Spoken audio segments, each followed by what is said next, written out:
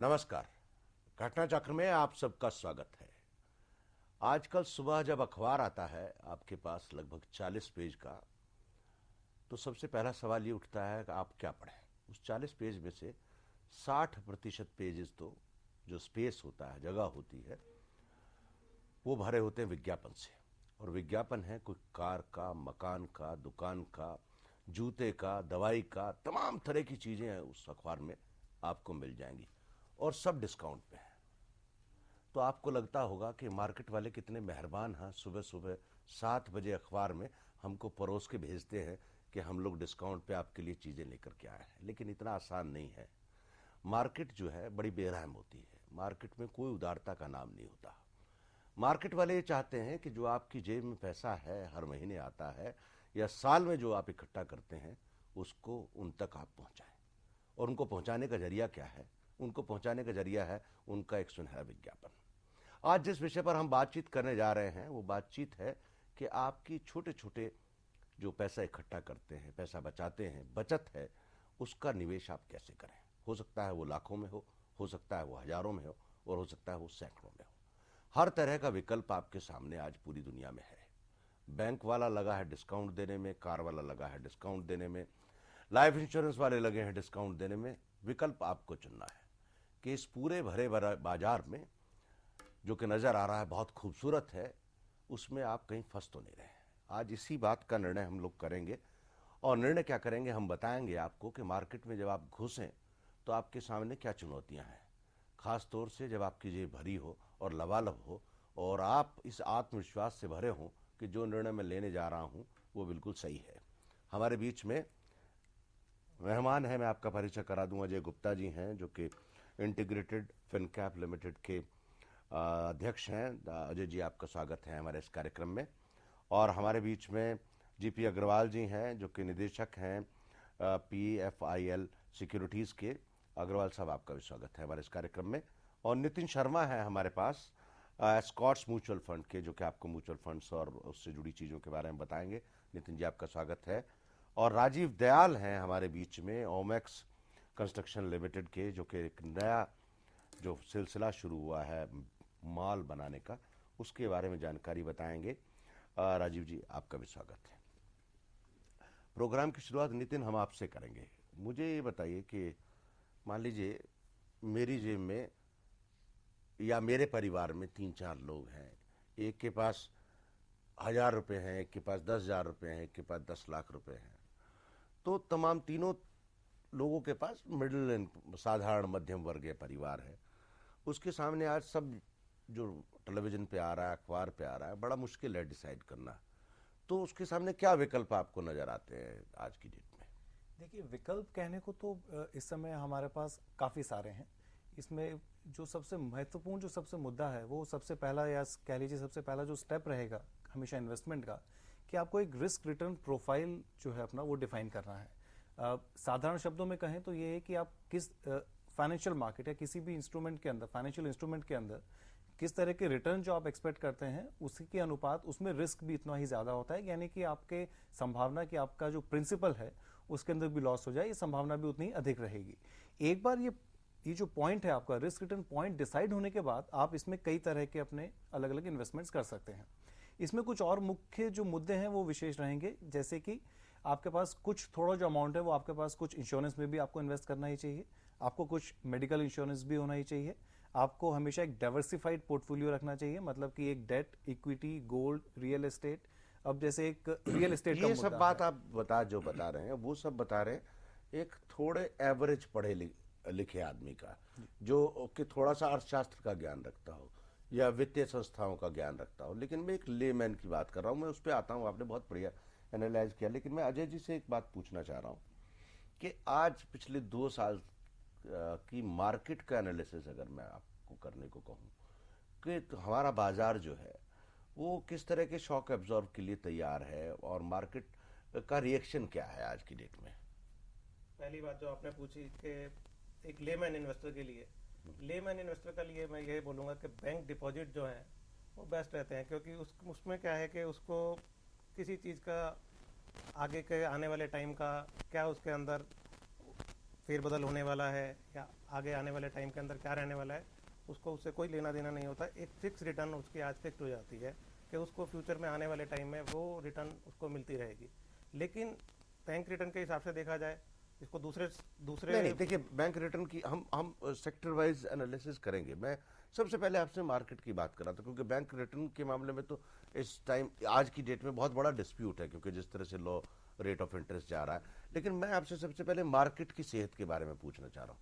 Market not only stock market, market as a total volume.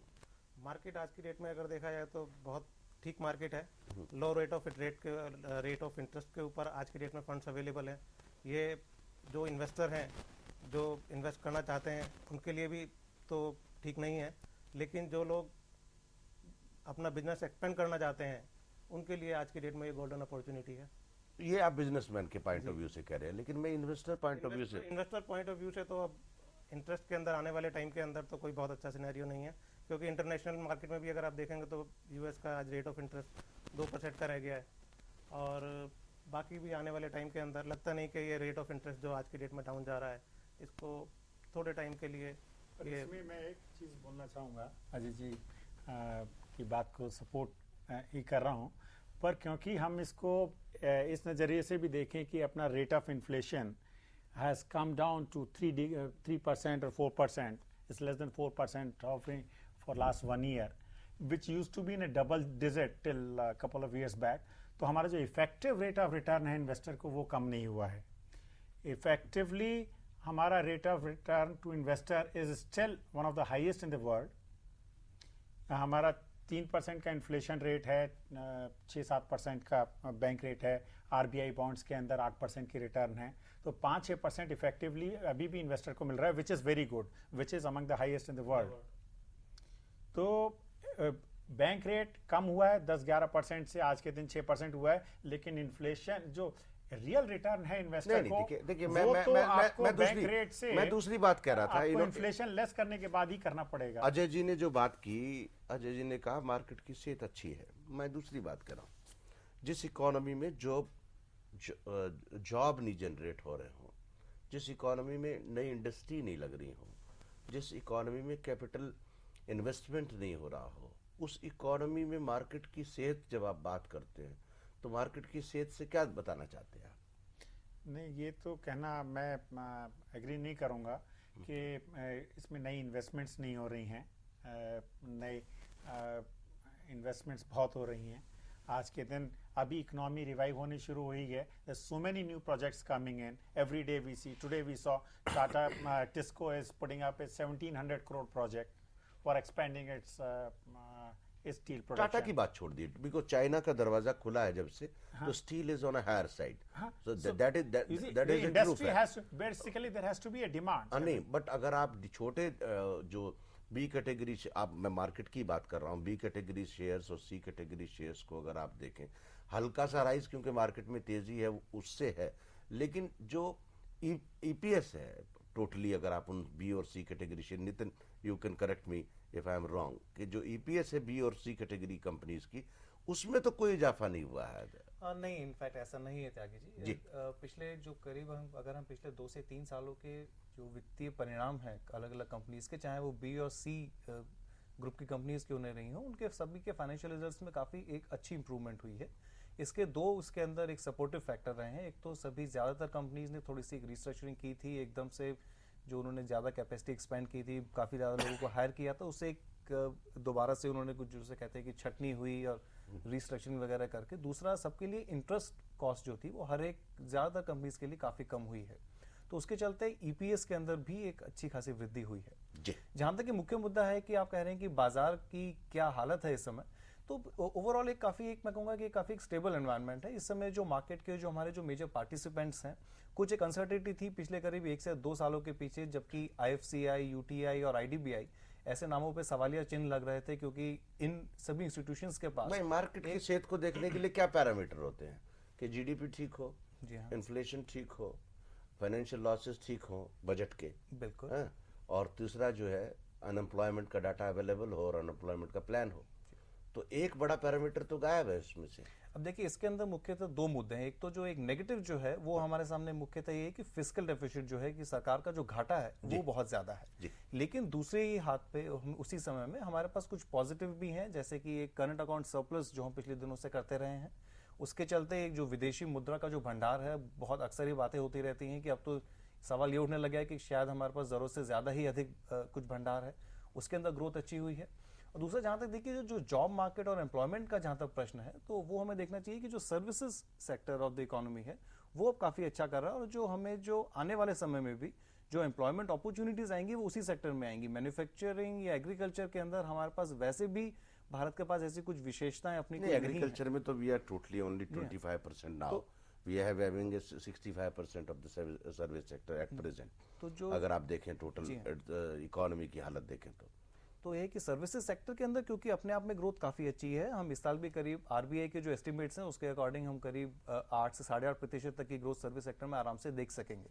Service sector की growth रहती है तो जाहिर है एम्प्लॉयमेंट पे भी इसका एक जो ओवरऑल इम्पैक्ट है वो पॉजिटिव ही रहेगा। चलिए राजीव के पास आते हैं। राजीव, आप हमको बताएं कि चलिए हम जनरल मार्केट से हटके आपके पास प्रॉपर्टी की मार्केट की सेहत के बारे में आते हैं, आप बताएं। देखिए, प्रॉपर्टी की market over the last 1 year stabilize होने लगी है, और कुछ जगहों पे ये जिसे कहते हैं it's on the upward swing now.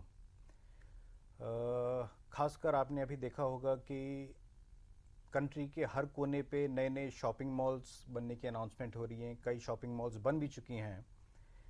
कुछ समय पहले तक दिल्ली के इलाके में सिर्फ एक अंसल प्लाजा जो था, that was the only visible shopping mall, but over the last 3-4 months हमने देखा है गुड़गांव में, बहरौली गुड़गांव रोड पे काफ़ी शॉपिंग मॉल्स बन चुकी हैं, कई अनाउंस हो चुके हैं। So that is proving to be a sunrise industry in the real estate field. जी, आप ये कहना चाह रहे हैं कि अभी जो प्रॉपर्टी का जो पिछला स्लंप का दौर था, जी, रिसेशन का दौर था, उससे प्रॉपर्टी का बिजनेस बाहर निकल करके आ रहा है। देखिए, जो प्रॉपर्टी प्राइसेस क्रैश हुई थी, मेरा पर्सनल फीलिंग इसमें ये है, it was basically because the industry was being driven by speculation. एक बार स्पेकुलेशन खत्म हो गया तो prices came down to a realistic level, और जब तक एंड यूजर ड्रिवन कोई भी डिमांड होता है, it remains at a sustainable and a logical level. अब जैसे आप स्टॉक मार्केट की बात कर रहे थे, every day you hear SEBI issuing some kind of a statement saying that the markets appear to be overheated, और छोटे इन्वेस्टर्स को इसमें पार्टिसिपेट करने के पहले बहुत सोच समझ करके एक डिसीजन लेना चाहिए। बिवेयर फॉर्मूला है उनका, खैर Absolutely. that is another subject to be So, discussed. so again, half the people feel that even today the stock markets appear overheated, but हर दिन जो बुल रन देख रहे हैं, कई एनालिस्ट का कहना है नहीं ये कंटिन्यू करेगी। It's very confusing for the common man.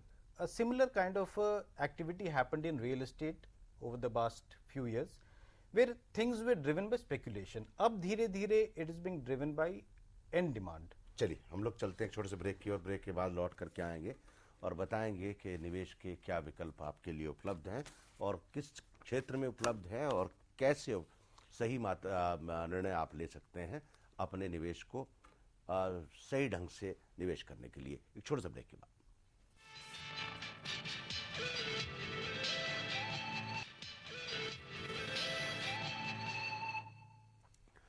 घटना चक्र में आप सबका एक बार फिर से स्वागत है। छोटे निवेशक के सामने क्या विकल्प हैं अपनी बचत को निवेश करने के, इस विषय पर बातचीत कर रहे हैं। लेकिन विषय पर बढ़ने से पहले मैं ग्राफिक की मदद से आपको बताऊंगा, लेकिन उससे पहले हम लोग बात करेंगे कि अभी जो पहले सेक्टर वाइज हम लोग बात कर लें ताकि थोड़ी सी निवेशक को समझने में सुविधा रहेगी।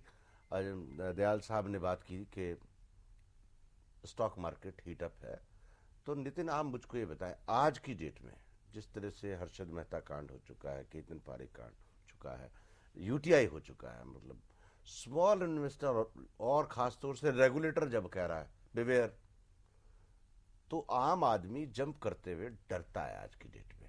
तो what is the best available option to move into the stock market, whether if somebody wants to invest, अगर कोई पैसा लगाना भी चाहता है? देखिए, एक तो सबसे मैं जो भी हमारी जो आज के जो हालात हैं स्टॉक मार्केट का, अगर इनको हम अगर एक बार किनारे रख दें, तो ये बात मैं हमेशा कहूंगा कि शेयर मार्केट में डायरेक्टली इन्वेस्ट खाली उन्हीं लोगों को करना चाहिए, जिनको कि पूरे स्टॉक मार्केट को उसके जो मैकेनिक्स हैं उसको पूरे समझने के लिए कि उनके पास क्षमता हो।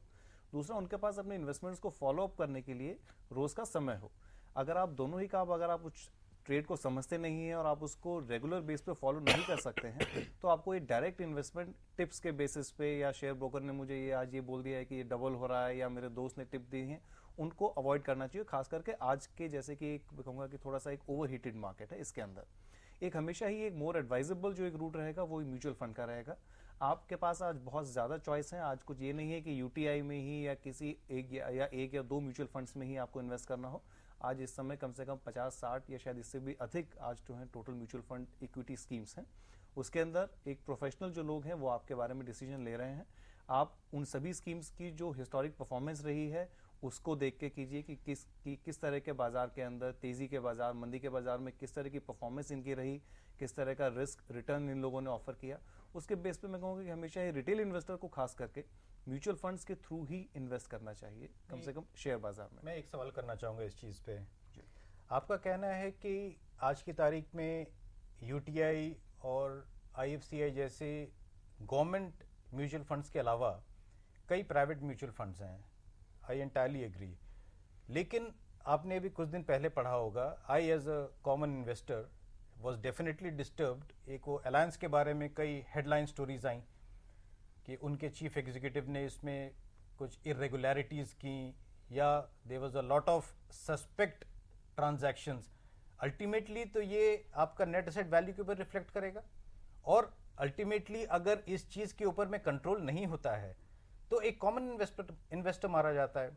How do you take a decision कि मैं किस प्राइवेट म्यूचुअल फंड में इन्वेस्ट करूं? किसकी ऑथेंटिसिटी या किसकी क्रेडिबिलिटी किस तरह से मापा जा सकता है? तो देखिए, जो भी पिछले दिनों जो एपिसोड हुआ था उसका जो अफेक्ट जो होता है वो इंडिविजुअल शेयर, जो एक अलग अलग कंपनी का शेयर है उसके ऊपर पड़ता है। अब वो शेयर चाहे मैं म्यूचुअल फंड के माध्यम से होल्ड कर रहा हूँ या अगर कोई रिटेल इन्वेस्टर डायरेक्टली होल्ड करता है तो भी शेयर प्राइस नीचे आ रहा है, उसको इस तरह से उससे कोई इससे फर्क नहीं पड़ता कि मेरे पास एक्स कंपनी जिसका कि नाम इस पूरे मुद्दे में आया था वो मेरे म्यूचुअल फंड के पास थी या मेरे पास डायरेक्टली थी, उसको इससे फर्क नहीं पड़ता है। अब जहां तक कि इसका प्रश्न है कि कैसे चूज किया जाए, इसलिए जैसे मैंने पहले कहा कि एक पास्ट परफॉर्मेंस देखें, और दूसरा जो सेबी और जितने भी और जो वॉचडॉग्स हैं आज, इनकी जो एक रिस्पॉन्सिवनेस है वो आज पहले से बहुत अधिक है। जैसे कि अब अभी हम कुछ देर पहले हम लोग ही आपस में बात कर रहे थे कि सेबी खुद आजकल कह रही है बिवेयर, काफी ध्यान रख रहे हैं। और ये जो पूरा जो एपिसोड हुआ है इसमें, क्योंकि अभी कुछ भी इसमें क्योंकि इसमें जो जांच है वो चल रही है, मैं इसके बारे में कुछ कहना नहीं चाहूंगा, तो इसके अंदर हमें उनके ऊपर एक थोड़ा सा एक भरोसा रखना चाहिए। अग्रवाल साहब आप बताएं, मैं जो स्टॉक मार्केट के ये मैं बिल्कुल ठीक कह रहे हैं। हम लोग उस पर फोकस कर रहे हैं कि स्मॉल इन्वेस्टर को स्टॉक मार्केट में अपना जो पैसा है स्मॉल इन्वेस्टर का, वो कैसे इन्वेस्ट करें? देखिए, बिल्कुल ठीक बात है। स्मॉल इन्वेस्टर को या तो उसको पूरी नॉलेज हो जिस कंपनी में वो इन्वेस्ट कर रहा है, उसका पूरा उसके पास डेटा हो, एनालिसिस करने की उसमें कैपेबिलिटी हो, और फिर फॉलो अप करने की कैपेबिलिटी हो, तो उसे डायरेक्टली इन्वेस्ट करना चाहिए। Otherwise mutual funds are the best route, but mutual funds also, they don't give very good returns, although they have a whole lot of experts with them. I really don't understand. Probably I think I make much more money on my investment, try to say, then probably one of the most professionalized mutual funds does. I fail to understand why. They have much more capabilities, but where do the things go wrong? So basically अगर आपके पास एक close trusted broker है जिसके आप पर rely कर सकते हैं, जिसके आप एडवाइसेस पे चल सकते हैं, कुछ आपके ऊपर आपको भी होमवर्क करना पड़ेगा, then you can make direct investments also. I feel you want to say कि कोई दूसरा आपको पैसा नहीं कमा के देने वाला है। इफ यू देखिए, म्यूचुअल फंड्स कमा के नहीं देते हैं ज्यादा, they don't give very good returns, whereas brokers, I know people, I'm a broker myself, brokers another, this is also individual investor also, sometimes they are making regularly good returns by directly investing in the stock market. तो क्यों नहीं कमा पाते हैं mutual funds बहुत ज्यादा, मेरे को नहीं पता। उस पे भी आते हैं उसका आप। रीजन मैं आपको बताना चाहूँगा कि government of India individual investor को जो रिटर्न देती है वो कॉर्पोरेट के कंपैरिजन में ज़्यादा देती है। अब आप जैसे आप एग्जांपल लीजिए, आज की डेट में जहाँ पे 10 ईयर्स बॉन्ड 5.25% के ऊपर चल रहा है, वहाँ पे आप इंडिविजुअली अगर आप लें तो आरबीआई बॉन्ड के अंदर आप 8% ले सकते हैं, जो कि 2.75% उससे आप ज़्यादा। गवर्नमेंट सिक्योरिटीज नहीं, लेकिन हम security अगर का। और कैपिटल मार्केट की उसके बात, अलावा उसके अलावा क्या होता है कि जब कॉर्पोरेट होते हैं उसके अंदर सैलरी है, इंफ्रास्ट्रक्चर कॉस्ट है, सब चीज़ें हैं। अगर आप अपना पैसा मैनेज कर रहे हैं तो उसके अंदर वो चीज़ें आपकी इन्वॉल्व नहीं होती हैं। और आप अगर जनरल वे में भी इसको देखें तो लास्ट 2 ईयर्स का 3 ईयर्स का अगर आप देख लीजिए, जो परफॉर्मेंस म्यूचुअल फंड की रही है उससे बेटर अगर आप देखेंगे तो अगर आपने बैंक में डिपॉजिट करवा दिया होता या आपने अपने आप कहीं पे उसको इन्वेस्ट किया होता आरबीआई बॉन्ड्स में, पोस्ट ऑफिस स्कीम्स में, वो आपको ज़्यादा पे करते जैसे अजय जी कह रहे हैं बिल्कुल ठीक बात है। या तो म्यूचुअल फंड्स में इनके ओवरहेड्स बहुत ज़्यादा होते हैं, सैलरीज बहुत ज़्यादा होती हैं। I am not disagreeing, but what I am basically saying they have yet to really perform and show that they have edge over the index in a substantial edge over the index से 150 गुना की उनकी return रही है या 200 गुना की return रही है, which they have to show, which in India they have not been able to prove so far. Agarwal साहब बहस बदल गई, नितिन हालांकि जवाब दे सकते हैं। नितिन, आप जवाब देना चाहेंगे? जी हाँ, बिल्कुल। देखिए, जहाँ तक कि एक तो पहले जो एक और जो मुद्दा रेज हुआ है कि डेट फंड्स की अगर हम जहाँ तक की बात कर रहे हैं कि उसके अंदर उनके खर्चे होते हैं, ओवरहेड्स, तो उस सब के बारे में मैं एक बार बताना चाहूँगा कि इन सब के बारे में सेबी के प्रिस्क्राइब्ड नॉर्म्स हैं। हालांकि सेबी ने जो मैक्सिमम स्पेसिफाई किया हुआ है वो किया हुआ है करीब 2.5% per annum maximum fees charge कर सकता है कोई भी म्यूचुअल फंड स्कीम से।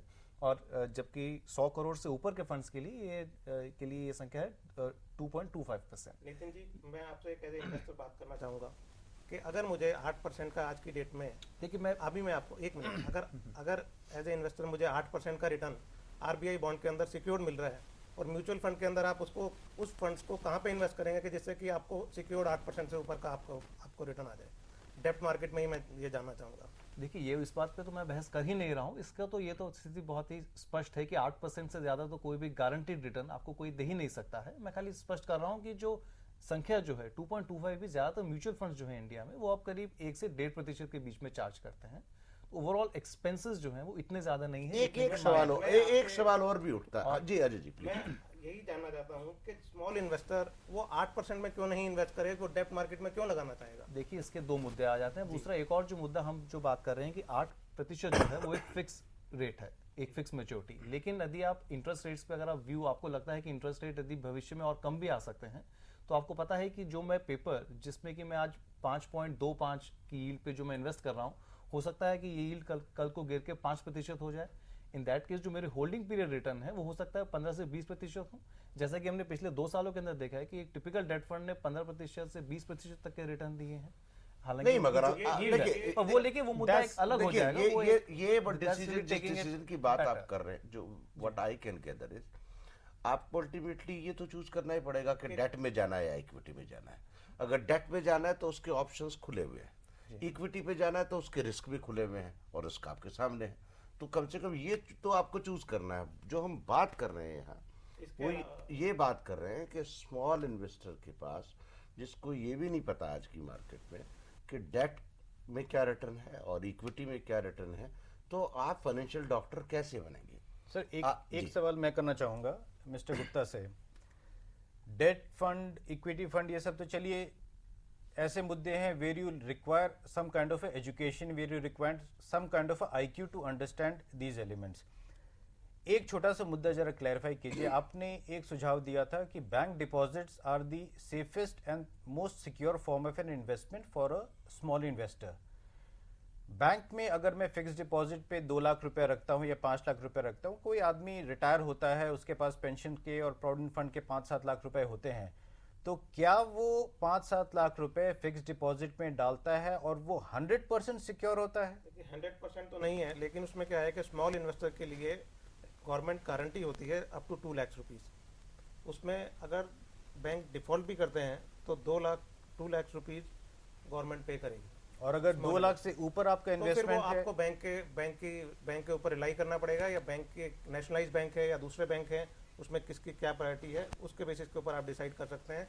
उसमें गवर्नमेंट की तरफ से कोई आपको is it different for nationalized banks and private banks और द नॉर्म्स? नहीं, प्राइवेट बैंक्स का मतलब है scheduled A, scheduled B. No, I'm asking about your private There is no banks. private like- bank today. No, I'm asking about banks like HDFC Bank, UTI Bank, They're all IDBI scheduled Bank. banks. Government all guarantee scheduled is the same. bank. Government guarantee is the the same. same. But it is limited to 2 lakh rupees only. I guess majority of the common people won't be even aware of this fact. I personally was never No, aware of that. that is a implied guarantee. Necessary. You can call it say ex officio guarantee. Whosoever deposits that money, that guarantee implies automatically because the RBI gives the.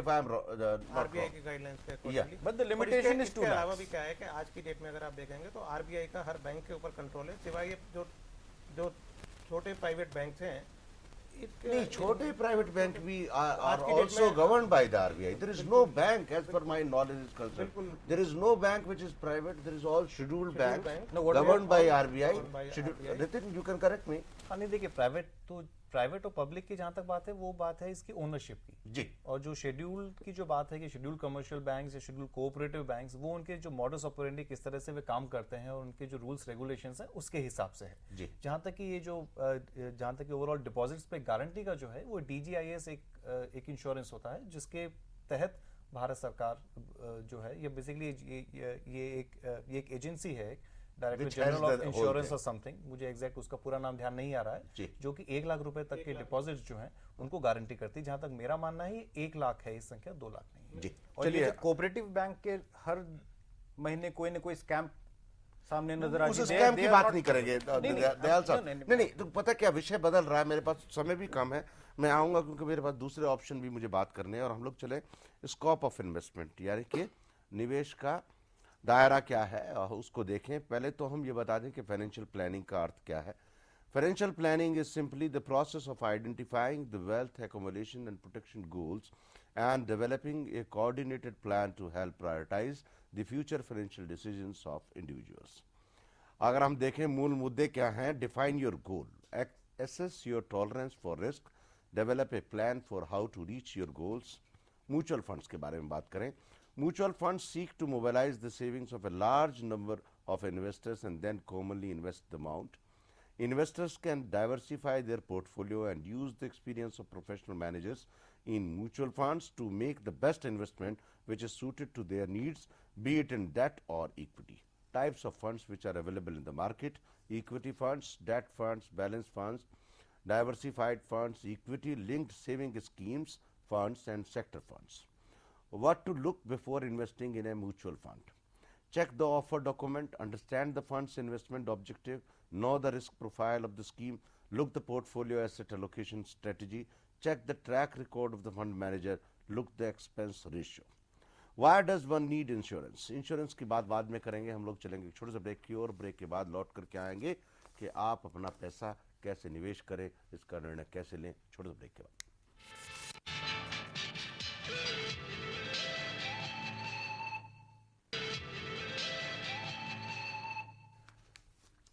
घटना चक्र में आप सबका एक बार फिर से स्वागत है। हम लोग चर्चा कर रहे हैं कि आपकी बचत कहाँ निवेश हो। उसका मार्केट बिल्कुल खुली हुई है, मार्केट में हर तरह का निमंत्रण आपको है, लेकिन ये निर्णय आपको लेना है कि आप अपना पैसा कहाँ लगाएं।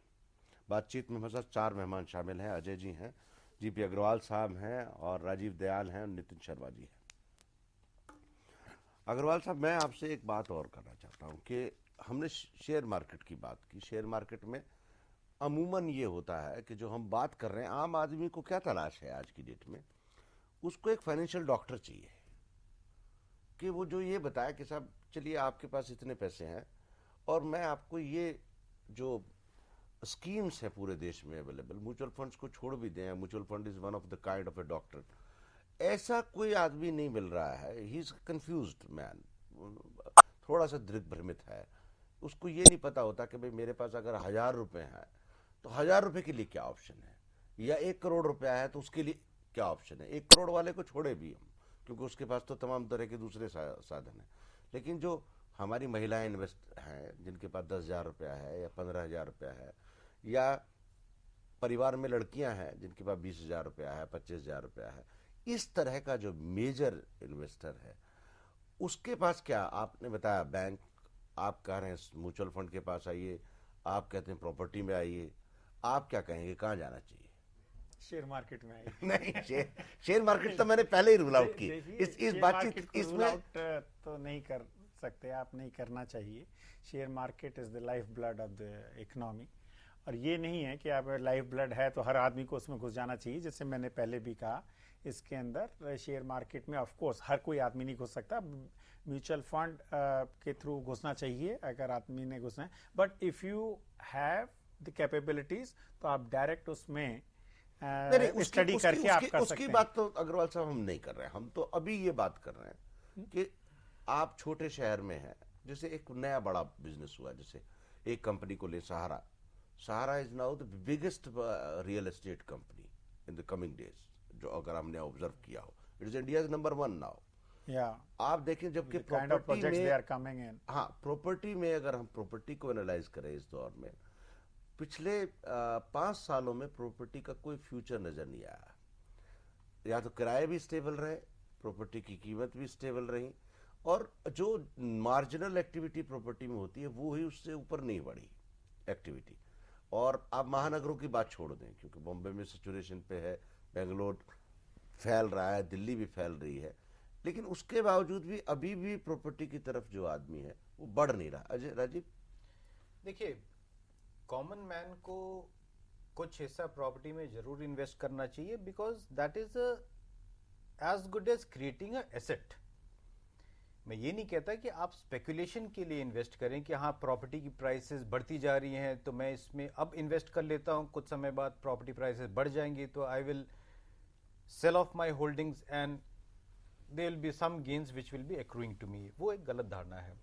उस प्रॉपर्टी में एग्जिट रूट थोड़ा सा मुश्किल होता है। एग्जिट It's रूट not मुश्किल like, होता है। और स्मॉल फिर इन्वेस्टर के लिए प्रॉपर्टीज नहीं है। जी, जो हमारा मुद्दा यहाँ पे नहीं, आज की डेट में है, स्मॉल है ये और small, सैलरीड है, तो एचडीएफसी प्रॉपर्टी जी 5, 10, 25,000 रुपए जैसे आप रहे हैं उस type property is a big man's job. Only when it comes to investment for the purpose of investment, for the purpose of return. When it comes to investment for purpose of self-living, Yeah. that's a different thing. जी जी, So Rajiv. actually, there are two aspects to it. If you're looking at securing your future vis-a-vis creating an asset, तब तो आज की तारीख में इतने loans उपलब्ध हैं, इतने इंस्टीट्यूशंस आपको इतने competitive रेट्स पे आपको लोन्स देती हैं, तो you create a asset base, make a house for yourself. वो आप किराए पे लगा करके एक आपका रेंटल इनकम भी हो जाता है। लेकिन अगर आपको प्रॉपर्टी में एज अ इन्वेस्टमेंट के तौर से अगर आप उसे देखते हैं तो it is more prudent to invest in commercial rented properties. For example, जैसे मैंने शॉपिंग मॉल्स के बारे में बताया, जो अच्छी कंपनीज हैं, अच्छे ब्रांड्स हैं, वो ये प्रेफर नहीं करते कि प्रॉपर्टी किसी मॉल में खरीदी जाए, और डेवलपर भी इस चीज को ध्यान रखता है कि वो अच्छे ब्रांड्स को लेकर के अपने मॉल में आता है और अधिकांश रूप से उसे किराए पे देता है। So there are a number of opportunities available for a person. After all, again it is a very very selective decision. आपको एक्सपर्ट्स की राय जरूर ले लेनी चाहिए, लेकिन कई अच्छे रेंटेड प्रॉपर्टी के डील्स मिल जाते हैं जहां आपने अगर एक कंपनी का किराए पे लिया हुआ जगह आपने खरीद लिया तो एक सिक्योर्ड रेंटल इनकम आपको एश्योर हो जाती है। लेकिन मैं फिर बताना चाहूंगा कि कॉमन मैन को इसको भी बहुत सोच समझ करके फिर एक डिसीजन लेना चाहिए। नितिन, आप मुझे बताया कि स्टॉक मार्केट के ऑप्शन पे बात नहीं करेंगे, हम प्रॉपर्टी के ऑप्शन पे बात करेंगे। As a investor, what you suggest कि प्रॉपर्टी का जो अभी आज की डेट में इन्वेस्टमेंट है, जिस तरह के ऑप्शंस अवेलेबल है कि 25,000 रुपये आप जमा करिए और आप 4,000 रुपये महीने की किस्त दीजिए या 6,000 रुपये महीने की किस्त दीजिए और आप हमसे फ्लैट ले लीजिए। दिल्ली के चारों तरफ इस तरह के विज्ञापन आजकल अखबारों में, सैटरडे टाइम्स हो या प्रॉपर्टी टाइम्स हो, तमाम तरह के अखबार भरे। व्हाट यू से फॉर दैट? देखिए, ओवरऑल अगर हम एक ब्रॉड मैक्रो ट्रेंड की बात करें तो जाहिर है भारत की जनसंख्या बढ़ रही है। ज़्यादातर लोग जो हैं वो गांवों या छोटे कस्बों से शहरों की तरफ आ रहे हैं, तो ओवरऑल तो बड़ी जो जगह है वहाँ पे डिमांड बढ़ेगी ही। पिछले 2-3 सालों में क्या हुआ है कि हालांकि डिमांड जो है काफ़ी अच्छी रही, लेकिन साथ में सप्लाई भी काफ़ी ज़्यादा रही। जैसे दिल्ली के आसपास सबब्स देख लें या बॉम्बे के आसपास थाने और सबब्स देख लें, साथ ही पुणे, हैदराबाद, इन शहरों में भी काफ़ी तेज़ी के साथ विकास हुआ। तो इसके चलते क्या हुआ है कि ओवरऑल सप्लाई जो थी वो डिमांड से थोड़ी सी ज़्यादा रही, इसके चलते प्राइस एप्रिसिएशन इतना नहीं मिला। लेकिन जिस तरह के टैक्स बेनिफिट अभी एक आम निवेशक के लिए के लिए जो अवेलेबल है, खासकर रेजिडेंशियल प्रॉपर्टीज़ के लिए, तो मुझे लगता है ओवरऑल ये एक अच्छा समय है प्रॉपर्टी के अंदर घुसने का। दूसरा, मैंने ये भी देखा गया है कि हिस्टोरिकली कि जब भी स्टॉक मार्केट में एक तेज़ी आती है, गोल्ड के अंदर एक अच्छा खासा उछाल आया है, इवेंचुअली कुछ ना कुछ पैसा तो इन मार्केट से निकल के प्रॉपर्टी में भी जाएगा ही। अभी नहीं, हो सकता है 6 महीने के बाद, या हो सकता है 7 से 8-9 महीने के बाद। लेकिन अगर आप 12 महीने का एक होराइजन के हिसाब से अगर आप बात करते हैं, तो प्रॉपर्टी के अंदर ओवरऑल मैं कहूँगा कि काफ़ी अच्छा समय है घुसने का। अग्रवाल साहब आप बताएं। मैं पूरी तरह सहमत हूँ से इसमें। प्रॉपर्टी में जैसे शेयर मार्केट में उछाल आया है, काफ़ी लोग मैं कहूँगा अच्छे समझदार लोग थोड़ा सा पैसा शेयर मार्केट में से निकाल के उनकी पुरानी जो इन्वेस्टमेंट आप इसमें पड़ी हुई एक बात समझ लीजिए, मैं आपको बता प्रॉपर्टी दूं। में लगाना चाहेंगे जरूर। नहीं, आपने एक बात ऑब्जर्व की होगी कि जो हमारा गांव विकास का नारा था उसमें थोड़ी सी सुधार हुआ है। अब हम कस्बा विकास की बात कर रहे हैं, तो जो छोटे छोटे टाउन्स हैं उनके पास हाउसिंग प्रॉपर्टीज बननी शुरू हो गई है।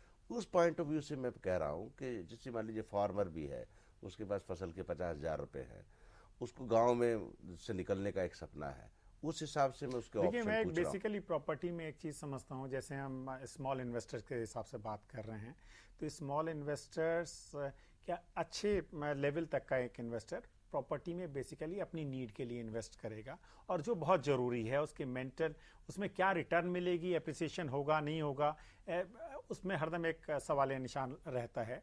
प्रॉपर्टीज़ के प्राइजेस वैसे हिंदुस्तान की जैसे पॉपुलेशन है, जिस हिसाब से पॉपुलेशन भी रेगुलर बढ़ती रहती है, तो प्रॉपर्टी के प्राइजेस में अच्छा ट्रेंड रहना ही चाहिए।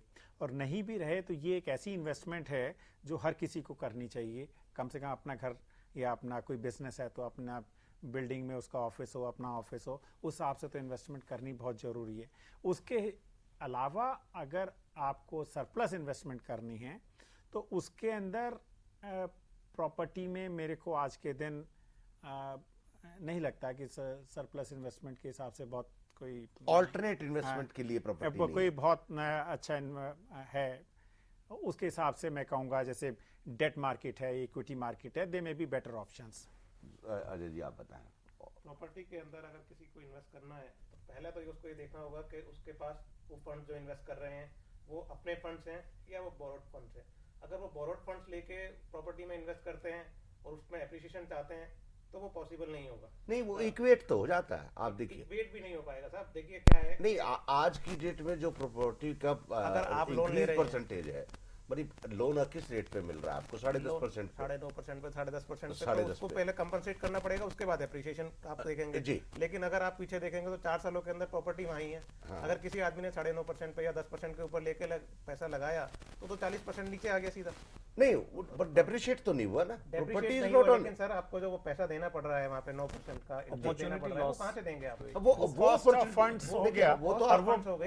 प्रॉपर्टी का साथ प्राइस में- वहीं का वहीं देखिए, रहा। साथ में हम लोग बात कर रहे हैं उस मुद्दे पे। आप- नहीं, एक मुद्दा जो अग्रवाल साहब ने कहा, घर नहीं है, पैसे हैं और घर बनाने की तमन्ना है, और उसके साथ अगर प्रॉफिट कमाने का भी दृष्टिकोण है लंबे रन में, तो प्रॉपर्टी इज द बेस्ट ठीक है, ऑप्शन। तो प्रॉपर्टी ठीक है। लेकिन अगर आप ये चाहें कि कोई आदमी प्रॉपर्टी पैसे कुछ बाजार से लेके और उसके अंदर एप्रिसिएशन के लिए उसको इन्वेस्ट कर दे, अजय जी, मेरी वो समझ में option जो ठीक नहीं है। मेनली कह रहे हैं वो ये है कि बहुत ज्यादा प्रॉपर्टी जैसी चीज में आप ऐसा नहीं, स्टॉक मार्केट में तो फिर भी एक का आधा भी रह जाता है, एक का 2 भी हो जाता है। Property is not going to give you hefty returns, तो जी। बोरोड मनी में से नहीं करना चाहिए। जी, चलिए हम लोग चलते हैं एक छोटे से ब्रेक की ओर। ब्रेक के बाद लौट करके आएंगे और चर्चा को जारी रखेंगे कि छोटे निवेशक को कैसे निवेश करना चाहिए, और उसके लिए अंतिम विकल्प जो है हम आपको बताएंगे बातचीत के अंतिम दौर में, कि प्रॉपर्टी है, सोना है, स्टॉक मार्केट है, डेट है या इक्विटी है, इन विकल्प में से कौन सा बेहतर विकल्प है, और फिर उसके बाद आपका विवेक है। छोटे से ब्रेक के बाद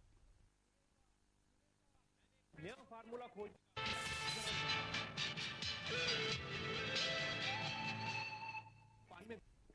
घटना चक्र में आप सबका एक बार फिर से स्वागत है। बातचीत के इस अंतिम दौर में हम ये बताने जा रहे हैं कि छोटे निवेशक को किस तरह से और कहाँ निवेश करना चाहिए, उसके पास क्या विकल्प खुले में हैं। बातचीत में अभी तक 3-4 विकल्प निकल करके आए हैं। डेट है, इक्विटी है यानी कि शेयर बाजार है, और सोना है, बैंक है और प्रॉपर्टी है। बातचीत में शामिल हैं नितिन शर्मा जी, जी.पी. अग्रवाल साहब, राजीव दयाल जी और अजय गुप्ता जी। नितिन, मुझे आप ये बताएं कि 6-7 ऑप्शन अवेलेबल है, विकल्प जो है, और उनमें से हर तरह के इन्वेस्टर के पास हर एक तरह का ऑप्शन है। लेकिन आज जो मार्केट की हालात है, टेररिज्म पीक पे है, 9/11 हो चुका है, इस देश में 2004 का चुनाव होना है, हो सकता है प्रधानमंत्री बदल जाए और हो सकता ना भी बदले, और हो सकता है अमेरिका का राष्ट्रपति भी बदल जाए। उस पूरे ग्लोबल फिनोमेना को देखते हुए, इंडिया के इम्पैक्ट को देखते हुए क्या विकल्प होना चाहिए, क्या करना चाहिए दूरदृष्टि के हिसाब से? अब देखिए, जैसा कि मैंने प्रोग्राम की शुरुआत में कहा था, हर एक आदमी को अपना रिस्क रिटर्न प्रोफाइल देखते हुए एक पोर्टफोलियो अप्रोच तो आपको रखनी पड़ेगी। अब जहाँ तक कि इसके अंदर जो इंडिविजुअल बाजारों की अगर हम बात करें, तो जहाँ तक कि डेट मार्केट का सवाल है, तो इंटरेस्ट रेट जो आज जो है उससे कुछ बहुत ज़्यादा कम होंगे ऐसा नहीं लगता। आशंका यही है कि अगले 12 महीने के अंदर इंटरेस्ट रेट शायद थोड़े से उसके अंदर थोड़े से मामूली तौर पे कुछ इजाफा ही होगा, कुछ ज़्यादा विशेष बदलाव नहीं आएगा। जहाँ तक कि शेयर बाजार का प्रश्न है, तो उसके अंदर तो देखिए मूवमेंट इतना एक्यूरेटली प्रिडिक्ट करना थोड़ा मुश्किल है, लेकिन अगर आप 12 महीने का या उससे अधिक का अगर आप होराइजन रखते हैं, तो अभी भी हमारे वैल्यूएशंस कुछ ऐसे कुछ बहुत ज़्यादा नहीं है, कुछ महंगे कुछ मार्केट नहीं हुई है। हालांकि शेयर के कीमतों में काफ़ी वृद्धि हुई है, लेकिन साथ में कंपनीज की जो प्रॉफिटेबिलिटी थी वो भी उसी अनुपात में बढ़ी है। तो प्राइस अर्निंग या जो भी और जो हमारे जो रेगुलर जो मल्टीपल हैं, वो अभी कुछ बहुत ज़्यादा स्ट्रेच्ड या इनमें किसी तरह से कुछ जो 2000 के अंदर जो आईटी बबल जो हुआ था, बबल फॉर्मेशन किसी तरह से नहीं है। तो उसके मैं नहीं, पर थोड़ा सा अभी तो बलूनिंग तो है हल्की देखिए सी। थोड़ी बहुत तो वो तो देखिए, अब क्योंकि एक स्ट्रांग मार्केट रहा है पिछले 4 महीने से, कुछ विशेष कुछ खास करेक्शन नहीं हुई है, तो हाँ कुछ छोटे मोटे शेयर शायद बिना फंडामेंटल्स के लिए भी दौड़ रहे हो। लेकिन अगर आप ब्रॉड मार्केट की बात करते हैं, सेंसेक्स की या निफ्टी की, तो उसमें मुझे नहीं लगता कि अभी कुछ बहुत ज्यादा डाउनसाइड करेक्शन ड्यू है, थोड़ी सी करेक्शन होगी अजय लेकिन जी, आप अधिक बताएं। नहीं। मैं तो साहब ये बोलूँगा कि छोटे इन्वेस्टर को सबसे पहले ये देखना चाहिए कि जिस फंड में वो इन्वेस्ट कर रहा है, जहाँ पे वो इन्वेस्ट कर रहा है, उसमें गवर्नमेंट की गारंटी या गवर्नमेंट किसी तरह से इन्वॉल्व है या नहीं है। आज आप बोलते हैं कि यूटीआई के अंदर यूटीआई ने कुछ घपला हो गया या आईएफसीआई में, लेकिन अगर आप ओवरऑल देखें तो यूटीआई ने अपने सारे कमिटमेंट पूरे किए हैं। जो उन्होंने एश्योर्ड रिटर्न की स्कीम्स दी थी उसके अंदर पूरा उन्होंने ओबे किया है। अगर आप इसको कंपेयर करें प्राइवेट म्यूचुअल फंड से या दूसरे से, तो उन्होंने एनएवी दे दी आपको सिंपली। लेकिन आज की डेट में अगर आप यूटीआई को देखें, जहाँ पे 6 रुपये की भी एनएवी है, उन्होंने 10 रुपये की गारंटी रिटर्न आपको दी है जिसमें उन्होंने कमिट किया है। तो मेरे हिसाब से तो कोई भी छोटा इन्वेस्टर ये देखे कि जो वो इन्वेस्ट कर रहा है अपने फंड्स, उसकी रेपुटेशन क्या है, क्या आने वाले 10 सालों तक वो चलेगी कंपनी या क्या, या अगर वो ये जज नहीं कर पाता है तो मैं यही सजेस्ट करूंगा कि छोटा इन्वेस्टर जो गवर्नमेंट की स्कीम है उसके अंदर जाए, उसमें आपकी गवर्नमेंट तो 1 लाख करोड़ रुपए तो कम से कम मार्केट से वो उठाती मार्केट है से ना। दे सकती है, नहीं जी। तो आप और हम बैठे हुए हैं अग्रवाल गवर्नमेंट। साहब, आप बताएं। देखिए, जैसे मैंने कहा, प्रॉपर्टी में सबसे पहले आदमी को अगर उसको अपना घर बनाना, घर नहीं है तो उसको प्रॉपर्टी में एक इन्वेस्ट क्षेत्र करना छोड़ चाहिए। दिया हमने, सोने का। सोने का बहुत अच्छा रहा है, पीछे 4100 के करीब रुपए 10 ग्राम के जी। थे सोने का रेट 1-1.5 साल पहले, और जो आज के दिन 5700 6000 को छू से रहा है, 5700 को चल रहा है। It has given A very good return. और जैसे आपने बोला कि अभी सारा टेररिज्म हो रहा है और सामाजिक की आज ही कोई टेप आई है, तो बुश साहब ने कहा है कि मैं टेररिज्म का खतरा है। जी। तो इन सारी चीज़ों को देखते हुए और हिंदुस्तान और पाकिस्तान के खटपट जैसे चलती रहती है, थोड़ा बहुत आप गोल्ड में इन्वेस्ट करते हैं तो it may not be a bad investment. Gold is a wonderful money. Well, gold has given terrific returns in last 1.5 years. Yes. They've given very good returns. So, but a trend overall will continue. There's a big question mark to this. नहीं, gold बढ़ेगा, gold gold बढ़ेगा। देखिए, आपको एक छोटा सा वो करना चाहूंगा। जी। गोल्ड क्या है कि गोल्ड जो है वो इंटरनेशनल प्राइसेस से रेगुलेट होता है, और आज की डेट में अगर आप देखें तो जैसे डॉलर की सिचुएशन, बहुत अच्छी बात बोल रहे हैं अजय जी। खैर, अगर देखिए वो डिबेट है, वो लंबा चलेगा क्योंकि उसका नहीं, वो रिलेशन बात नहीं है, गोल्ड के क्योंकि अंदर क्या है देखिए कि वो तो यूरो और डॉलर का कंपटीशन चालू हो गया है। इट्स ए डिबेट, वो फिर कभी करेंगे क्योंकि it's a monetary politics Tyagi also. जी, जैसे आप मतलब gold is a good investment, थोड़ा एक इमरजेंसी के लिए आप कर सकते हैं, लेकिन गोल्ड एक लंबे टाइम तक बहुत अच्छी रिटर्न्स देगा। I don't think. सबसे पहले I will say property for self house, then government securities gilt, हाँ। RBI bonds is a very good return, 8% हमारे को मिलता है आज के दिन। जी जी जी। पीपीएफ में लगाएं आप, ये सारी government bank deposit comes at the last, लेकिन आप अपनी लिमिट, जैसे पोस्ट ऑफिस की एमआईएस स्कीम से they give a very good return 8.5%, up to 3 lakhs you can invest. जी एक्चुअली अगर आप इस चीज को देखते हैं as a common man, if I am looking at securing my future, I should immediately look at buying property and securing a safe future. And if I'm Priorities. looking I mean, at, what if I I'm, was talking about is are the if I'm looking priorities. at a long-term perspective, yes, a PPF or a monthly income scheme of the post priority. office. Then once you have it, you have जैसे नितिन जी ने कहा, आपने एक risk profile अपना बनाना है। Part of money you should always put in safe investment like government securities, and then you can play with balance money in the stock market. जी चलिए sir, आपका बहुत बहुत शुक्रिया अजय जी, और अग्रवाल साहब आपका भी, और राजीव आपका भी, और नितिन आपका भी बहुत बहुत शुक्रिया। अब ये आपको तय करना है कि आपका पैसा आपने कहाँ डालना है। आपके सिर्फ विवेक पे है। पूंजी खरीदनी है यानी कि प्रॉपर्टी खरीदनी है, सोना खरीदना है, शेयर खरीदने हैं, या सरकार पे आपका अभी भी विश्वास कायम है, ये आपका फैसला है। द्वार आपके खुले हुए हैं। हम लोग कल फिर मिलेंगे नए विषय के साथ, नए मेहमानों के साथ। तब तक के लिए धन्यवाद, नमस्कार, खुदा हाफिज।